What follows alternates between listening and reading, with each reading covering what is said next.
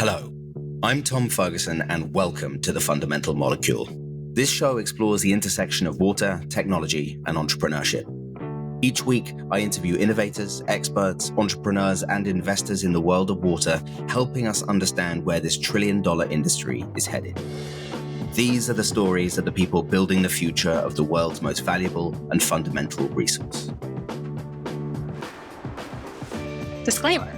Tom Ferguson is the managing partner of Virgin Island Ventures. All opinions expressed by Tom and podcast guests are solely their own opinions and do not reflect the opinions of Virgin Island Ventures. This podcast is for informational purposes only and should not be viewed as investment advice or relied upon as a basis for investment decisions.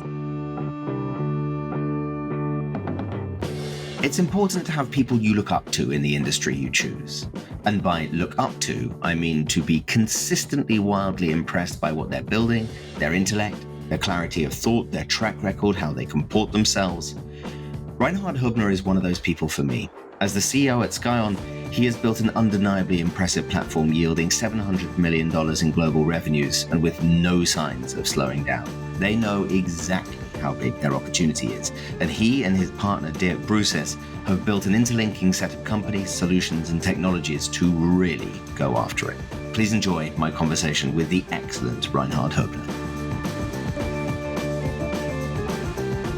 Reinhard, really nice to see you. Thank you so much for being here on The Fundamental Molecule. Hey Tom, good to see you. Excellent, always a pleasure. So I think a good place to start, and is where we usually start these conversations. You've had a really interesting and varied career through water and outside water as well. I think it would be really helpful context for the listeners to understand what that career has been to date. So take us back to the beginning. What was the first port of call? The first piece of water in my life, other than drinking it or... Even before water? If there was professional experience before it. There's no such thing as life before water. We're going back. There's no...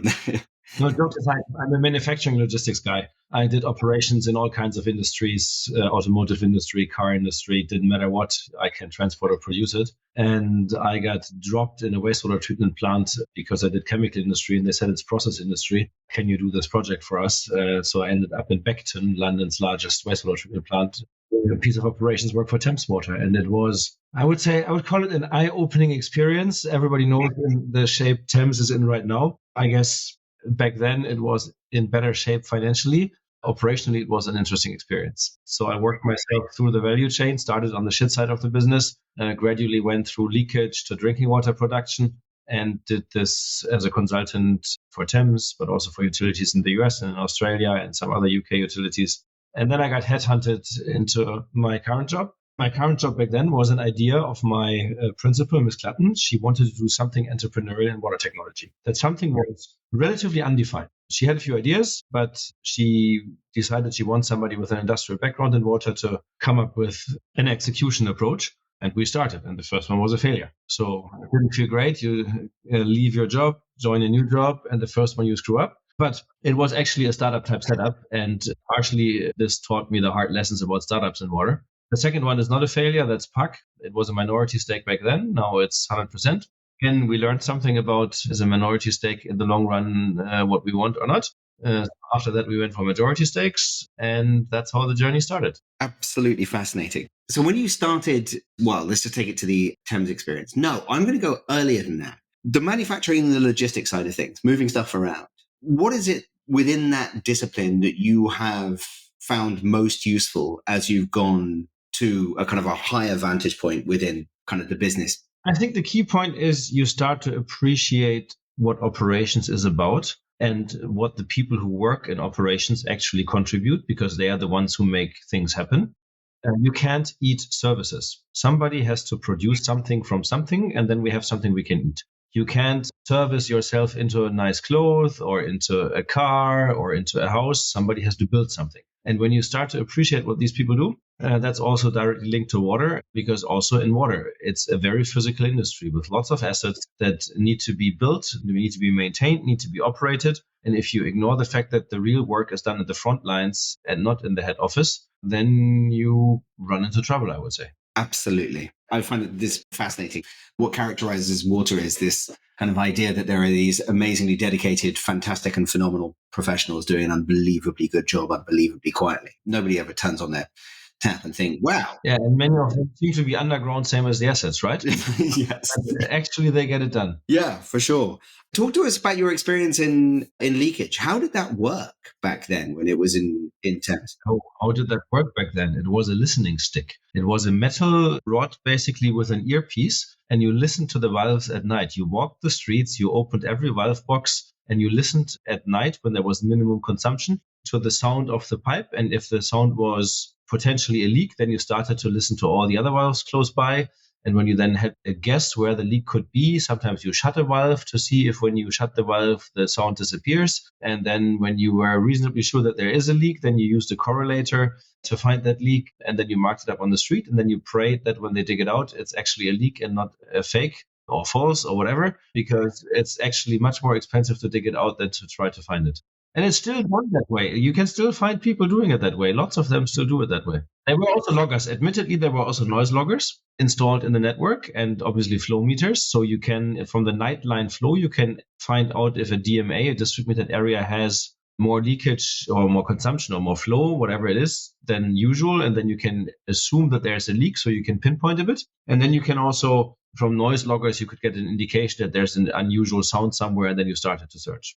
And the first digital thing that actually came was Tucker. They used the data of the DMA meters to do data analytics on the patterns, and then could identify in a zone that there most likely is a leak. They could also roughly sometimes pinpoint in what quadrant or whatever of the zone it is in their first version. But that was really the first attempt at doing it a bit differently. But in the end, you still had to have somebody who listens to the valves and does the correlation to actually really, really find the leak. Do you have any reflections on the drinking water versus the wastewater side of things? Can you think back to you then, the first time you went onto the drinking water side? And having come, as you put it, from the shit side of the business, I mean, depending on which light you look at it in, all of them can probably be characterized as that in some degree. But from the shit side of the business onto the drinking water side of the business, did anything strike you kind of immediately? I mean, the reality is drinking water is technologically and asset-wise much simpler than wastewater. So also more money is spent on the wastewater side of things. Sewers are more expensive than drinking water pipes.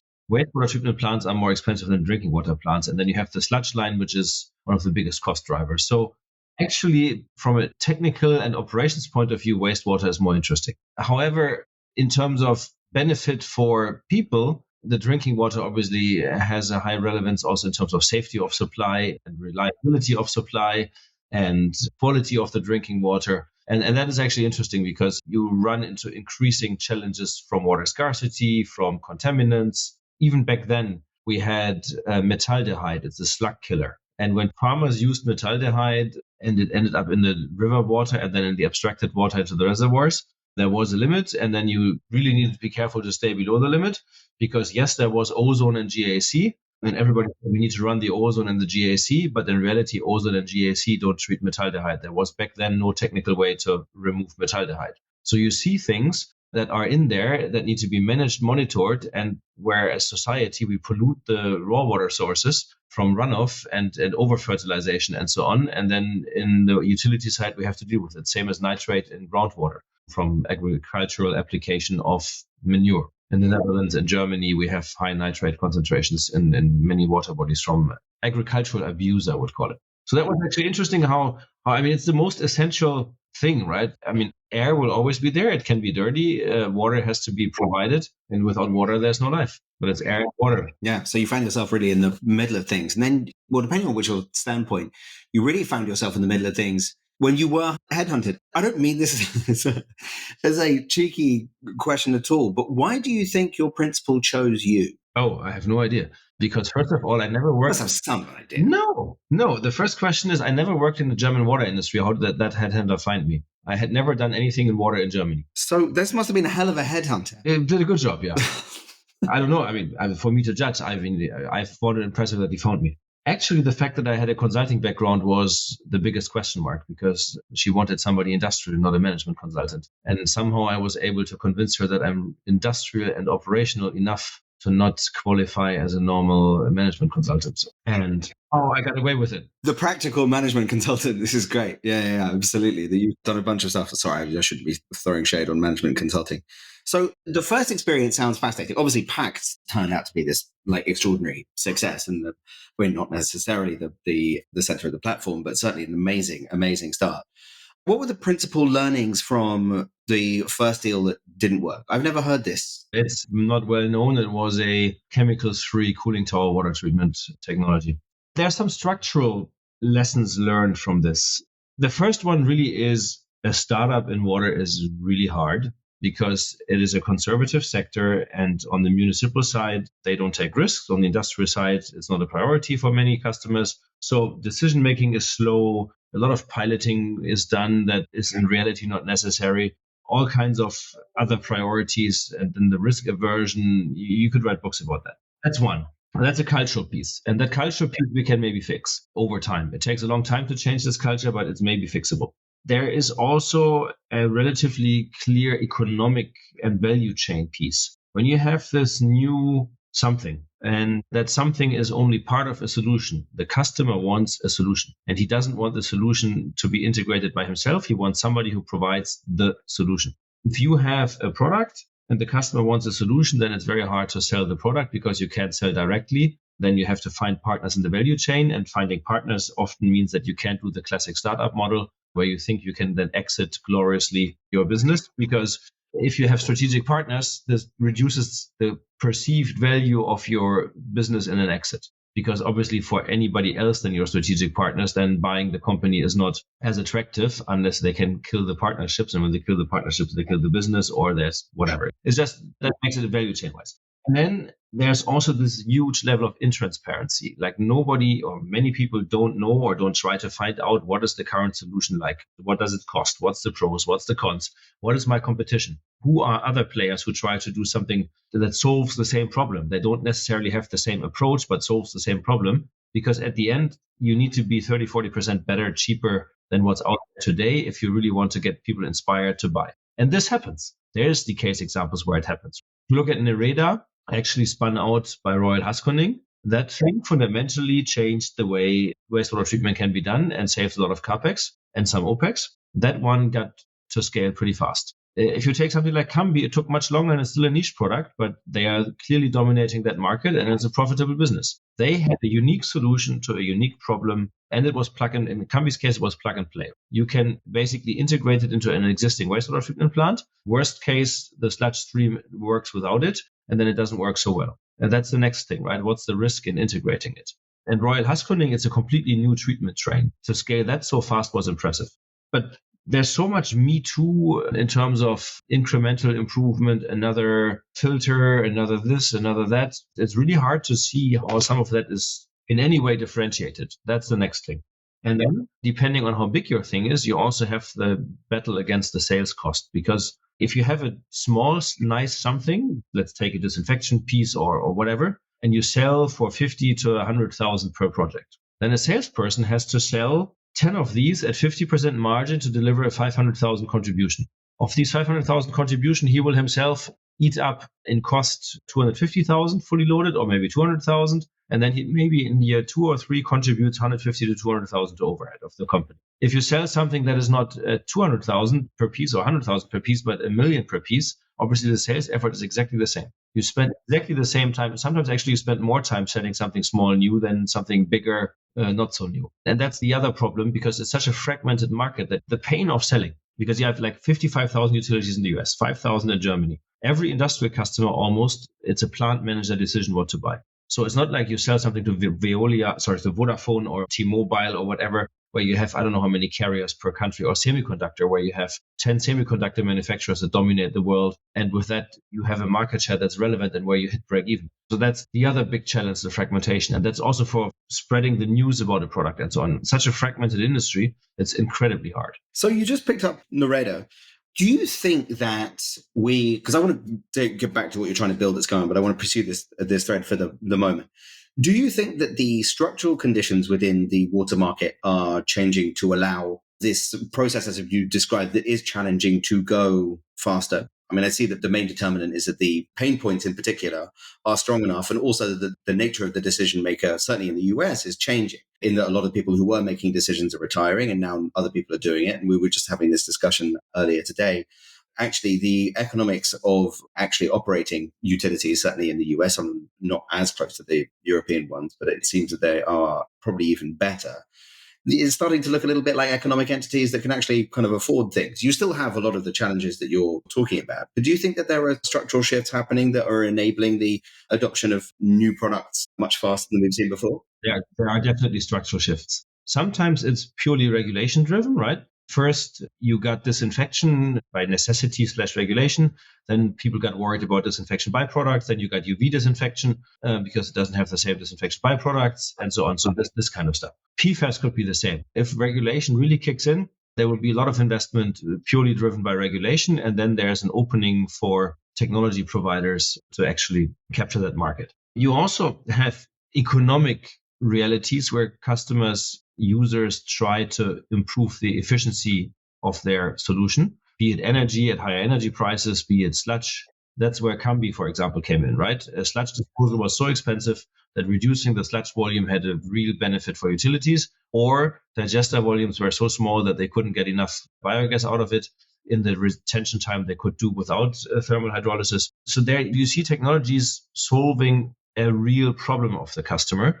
And we will see other market segments, like in industrial applications, more and more recycling is what people will have to do, both for public scrutiny, but also because there's simply not enough raw water available. Like in Germany, we're now doing municipal reuse at a full treatment plant volume scale that was unheard of before. And these kinds of things that we have to do because of water scarcity and climate change all require technology where it's then easier. If you have something that increases recovery or it allows for more recycling or remove certain contaminants that people are worried about, then there is a faster adoption for sure.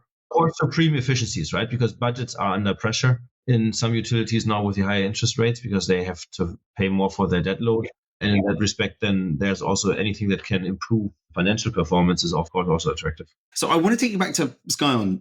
Simple question, what are you trying to build? At the end, we don't want to be the biggest. We want to be the best. And we decided that our market approach is we provide treatment solutions and services around treatment solutions. The focus is treatment and solution. We want the relationship with the end customer and we want to solve our end customers' problems. We will happily support with operations, with digital tools, with consumables, whatever. But our aspiration is that we provide the treatment solution. And then market by market, the market structure is a bit different.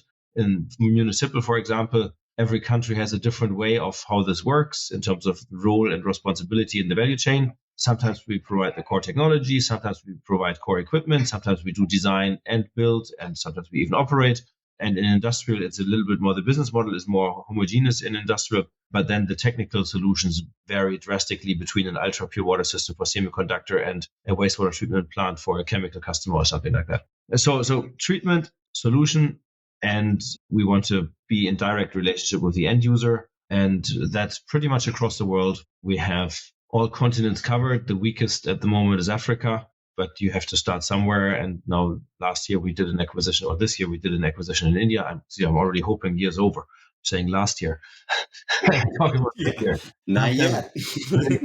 That's the consequence of doing this shortly before Christmas. Yeah, exactly. So we acquired a stake in a company in India, making it part of the group there. So we are working on that continent at the moment. And the global coverage is important because we also have customers that have global coverage. Not all customers want this kind of global collaboration. Some just buy totally locally, but others are actually interested in us being able to provide the same solution across the world. And that's what we can do across the group. Culturally, we want to stay entrepreneurial and also close to our customers, so we don't fully integrate. The companies stay quite independent and collaborate behind the scenes, but in a given country or market segment, it's always clear who is responsible for the end customer relationship. Sure. So how would you characterize your nexus of competition? So for another treatment solutions provider to the wastewater space, when people are choosing SKion, what is the argument, and more than an argument, obviously the evidence of the argument? What are you trying to build to maximize the likelihood you win? First, they don't choose SKion, they choose one of our opcos, right? Many don't even know that we exist. And then hopefully they choose us because we provide a competitive but also advanced solution that is environmentally beneficial to the needs of the customer and financially doable, right? And sometimes we have the unique chance that we are the only one they talk to, but of course we have competition and we have tenders. Then it depends a bit on, does a customer just go for price, or does the customer also go for quality, ease of use, reliability, service capability on the ground? And we have customers that clearly require, for example, the local service capability, that you have local people, so they would never buy from somebody who doesn't have people in country. We have customers who specifically want as solution we have in the portfolio, but we also have situations where it's competitive and to quite an extent driven by price. That's pretty interesting. So in terms of your relationship with the businesses, what's the best way for us to think about this? Are you like a Berkshire in that you're and Dirk will talk about for just a second? Are you capital allocators within the business? How do you think about it? We are capital allocators a bit because we do the M&A mostly from the holding, but we are involved, but in a different way. Behind the scenes, we support the collaboration and joint business development and so on, basically as a moderator. And then sometimes we also have to do more than moderate, but mostly we moderate and facilitate. And you're laughing. I am. Sometimes interventions are needed, yes. You do this. Yeah. That's, well, when it reaches that, it's almost intervention. But also that happens. Probably it's more you don't do this. Yeah, okay. We're also responsible for some sort of risk management and guidance on what do we do and what do we not do, because it's also important to be clear on what you don't do. Most of it is moderator. We network the companies, and we also know we're the spider in the web, if you wish, right? We know which company has what knowledge and expertise and references and so on. And when somebody comes with a problem, we can say, okay, you should talk to this guy in that company because they have done it before. Do you do that formally? Do you have sort of infrastructure for incentive design to make sure that people are working across the companies? Or am I literally looking at the incentive structure? Culturally, every region is a bit different. In some regions, you might be able to incentivize this financially and get a result. What never works is to force people to collaborate. Forced collaboration is like forced labor or forced whatever. You pick it. Doesn't work. Sometimes it is easier to work with an external party than with a sister company, right? Because you just have very clear rules between supplier and buyer. So it still is something where we network the people, we engage with them in, like, we have an annual management meeting, we have an annual technologist meeting where we meet for several days in person. And over time, this has created a community where they help each other out. And sometimes we then participate to initiate something or to support something so that there's more support, but some of it also works completely on its own. And there's so many passionate people, right? And great bunch of people, and they embrace the opportunity. Especially the small companies try to take whatever they can get from the bigger companies to shine in their markets. But also the big guys are collaborating. Like Envirochemie won a project with a German EPC for a hydrogen project completely somewhere else. Can't give the name, unfortunately. They didn't have the capacity to execute it, so it was passed on to Ovivo. And Ovivo also had more experience executing in that region. So this kind of stuff works. It takes time. You need to be patient, which is not always my strength. It's a fantastic way of thinking about operating exactly your kind of business. And for someone like us, it's very resonant. We think a lot about the sort of the stuff we come back to, which is very accurately self-denigrating, is that the founders can be much more helpful to each other than we can be directly to them. Exactly. Yeah, it's spot on. My wonderful colleague, Marissa, who was really brought in to really take this idea extremely seriously, which she has done. She's built an amazing network between the companies. It's amazing to watch it grow through a number of different verticals. How should our listeners think about M&A? And what are your reflections on the market at the moment? I know that sort of transitory observations on the market aren't great, but we're no longer in a zero interest rate environment. And how does that change your job? I mean, on my job, it has no impact because we funded everything. No leverage. We have no leverage. So no leverage. In our M&A, we have no leverage. No. So I haven't seen valuations become reasonable again. They're still unreasonable quite often. And when valuations are unreasonable, there's 2 or 3 outcomes. Outcome 1, the person who paid them loses money. Outcome 2, the person who paid them finds a greater idiot who buys it for an even higher price a few years later. I think that is becoming more difficult, the greater fool theory. And outcome 3, maybe it's doable to justify the valuation, but then you have to really squeeze the lemon real hard. And that is not going to be nice on the company and the people there. the most likely is outcome one, you lose money. And we have been very disciplined in not overpaying, and we've been pretty good at it. Also, some businesses that we turned down came back later because when they got in touch with the people who were willing to pay more, they realized that life with some of these people might not be so nice. But there also is a set of companies that raise amazing amounts of money, never make money, and still get more money and can operate in the market, basically also undercutting prices because they are negative EBITDA companies. It doesn't matter if they're a bit more negative or a bit less negative, as long as shareholders fund this. This is the part that's a mystery to me. And I think it will take a bit more time until it becomes more reasonable again. I mean, 16, 17, 18, 19, 20 times EBITDA is insane. Yeah, it's interesting to see where it can go, because if interest rates were economic gravity, how long does gravity need to be around for everybody to figure this out? I mean, I'd be curious as to know what you think about the kind of following hypothesis, though I see the world so just standardly from the VC point of view rather than necessarily the M&A point of view, which is that a lot of people still have their fingers in the ears. They've had enough cash to be able to keep their fingers in the ears through the use of convertibles and kind of like, oh, maybe everything will be fine in 12 months. They're going to find out in the next 12 months everything isn't going to be fine. And then actually the story of like much of 2024, certainly on the VC side of things, and I don't know how much, fishing you do in the VC world, is that people will finally capitulate and be like, okay, fine, we're going to have to write this down. And actually, we're either going to let the thing go out of business, which $26.5 billion worth of companies gone out of business in the last 12 months, or we're actually going to just take the down round and eat our spinach, and actually the company will go on, but we're just not going to maintain this kind of fanciful outcome. Do you agree with that? I think I agree with that. I mean, the industry is still pretty shielded from the recessionary trends that we see. Like we had record order intake 2023 again, and 2022 was already record order intake. So we don't see the recession yet. There's other industries like chemical industry where you have year over year volume reduction of more than 10%, right? We're not talking price, we're talking volume, so fundamental output. And we have more volume and obviously with price, even higher order intake. And the pipeline is still pretty full. So the question is maybe, is it 2025 or is it 2026? If the pipeline is not going to be scrapped next year, then next year could still be good order intake. But the money flow into non-performing businesses will dry up because step by step, people realize that the value of money has changed from basically, I pay you for you to take my money, to actually, you pay me if I give you my money, because otherwise I'll give it to somebody else. And I mean, that's also healthy, right? I mean, the money, there's this, it's AC/DC, huh? Money for nothing and chicks. And now I don't continue because we're here PC. Sure. Yeah.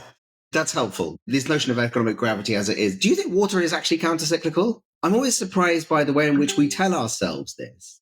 And then when you actually look at the public markets data, it doesn't really bear it out. I think it's more late cyclical because the investment projects that are created in the boom cycle are not so easy to stop.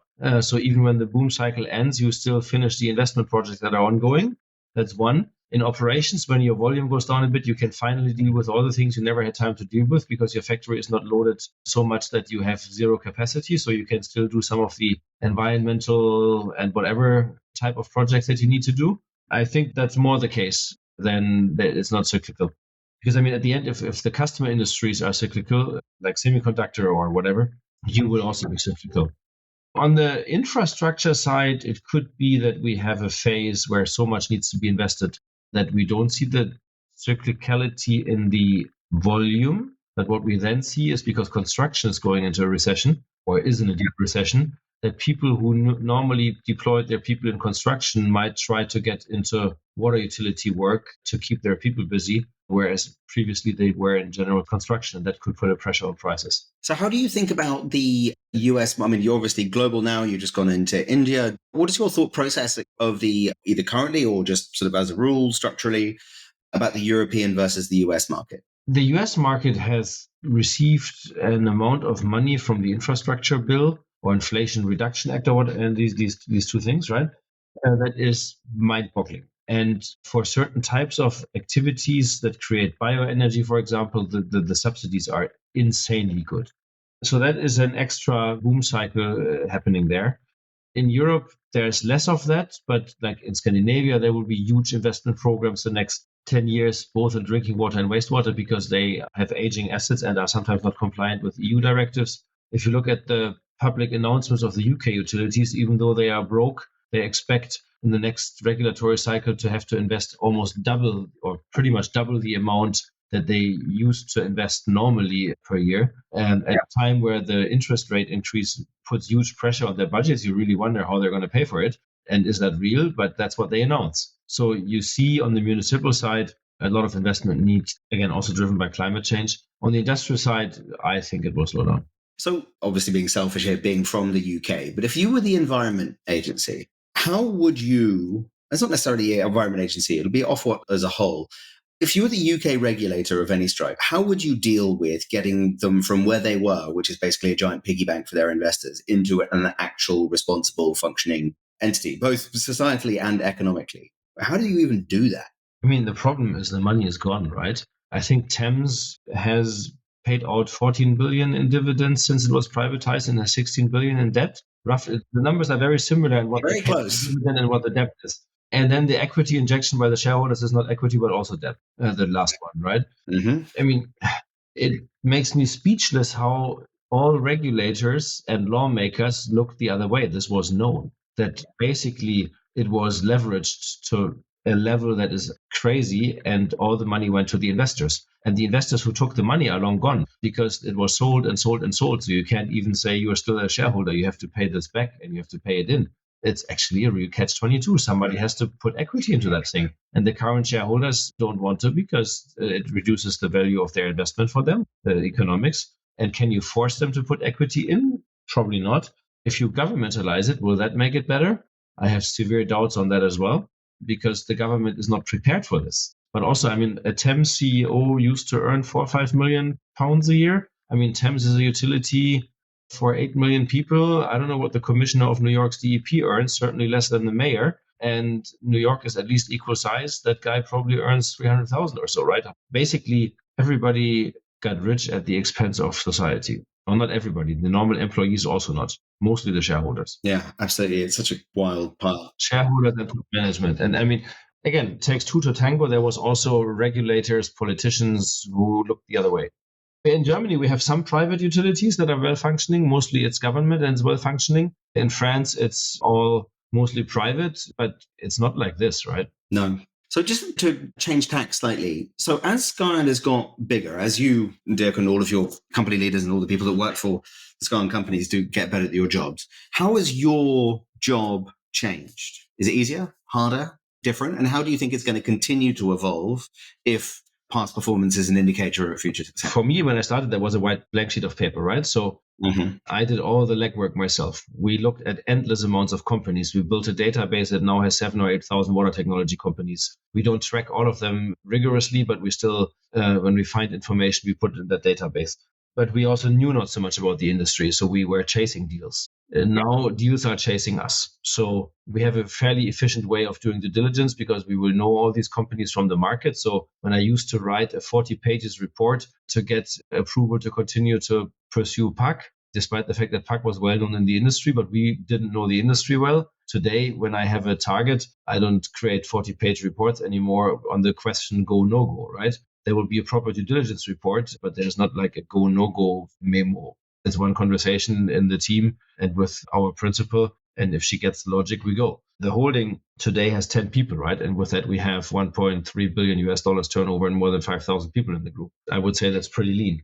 So we've become much more efficient at it because we know the industry so well now. That's the big change. And then also, of course, you have much more complexity and topics to manage when you are this big than when you have two companies where you sit on the board of one of them and the other one Dirk does, right? Sure.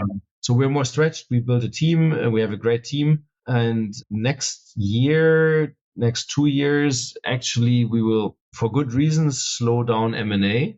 We have to implement a number of regulatory projects like the European CSRD directive, Pillar 2 minimum tax. There's a supply chain act in Germany that we have to implement. And this is actually a lot of work that we need to deliver because it's legal requirements. That's the formal part. And the business part is we also need to put the processes and professional organization in place that is a match with how big we are by now. So we need to get some things done in accounting so that we can do quarterly consolidation going forward. Right now, we consolidate 1.5 times a year. We do a test consolidation in summer, and then we consolidate for the annual accounts.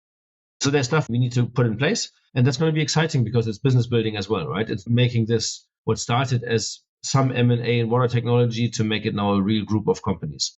Will we still buy companies? Surely. And I mean, what we've tried to do is do a lot of M&A through the platforms and not directly at the holding level so that they have a home in an operational company. And that has worked well. And the other thing is now also do more organic growth. There's so much potential from what we have in the group. And if we focus our resources for a few years more on internal stuff, then also we can facilitate much more of the growth potential. Like recently in Southeast Asia, we sold a pack technology to one of our other companies in the region. This is immediately a project for several millions, right? I mean, in that case, it's, I think, 7 million or something like that. That is a lot of growth, right? I mean, sometimes you buy two companies to get to 6 million in extra turnover, and one really good business development initiative delivers the same, right? Absolutely. Just as you touched on the earlier stage companies, what do you think about, slightly the is Tom an idiot question, how do you think about the earlier stages of investing? So you've taken some quite interesting early positions, for example, in Southwest Sensors, FIDO, Sentry. We know very well Pat Kiley's an awesome guy.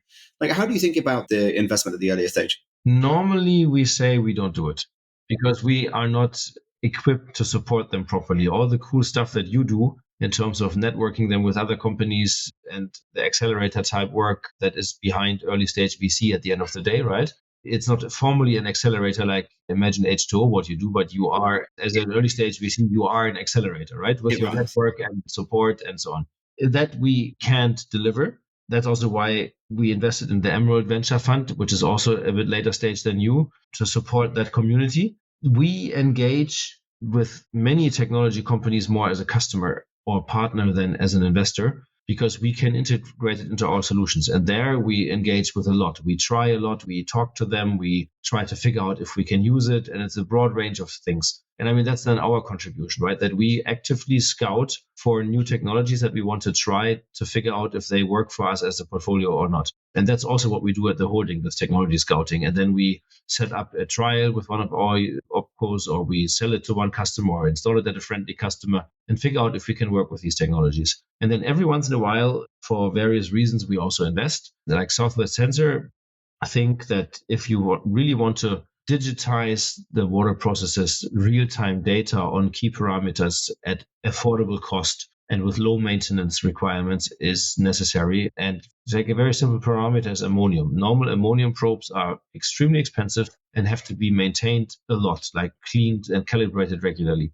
The Southwest Sensor thing is actually capable of doing at the precision of lab chemistry in real time, pretty much on site or in the water, the same analysis, and doesn't need calibration regularly and doesn't need a lot of maintenance, and is actually very competitive. So that's an example where we see operational use for us. And then we figured, okay, we want this for our solutions. And they were in a situation where they needed money. And then we decided, okay, we'll do it.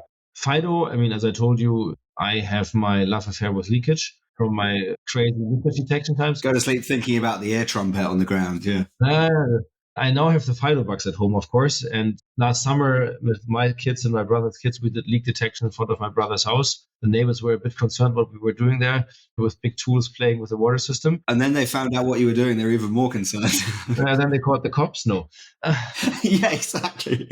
That's how we spent the night in jail. We found a large leak. No, really? Yeah, this was in Germany, where the leaks are very rare, and just a fun thing to do in a nice afternoon with the kids. That makes me so happy. That's amazing. So leakage can actually be fun, right? Yeah. It's actually easy because with FIDO, any kid can do leakage detection. As soon as you can operate a smartphone, you can do leakage detection. That's so great. Actually, at very high precision. So we did that from a sustainability perspective. The contribution FIDO makes in terms of saving water is gigantic. That's also why these things with Microsoft on replenishment and so on are happening, where they compensate Microsoft's footprint. And the due diligence was easy. I just went out leakage detection with their kit because I had done that to a level of detail where all I needed to do is try it myself and be convinced. This is a bit my pet project, but also from my principal's point of view, it has a huge contribution to sustainability. And of course, you want to make money with that thing, right? I mean, yeah. One can at some point be bought for an insane valuation. No. Yeah, exactly. Onwards and upwards. Can I ask you about, because you are a two-person leadership team, your partner, Dirk Brusis, is a very seriously nice guy who has always been extremely generous to me, as have you.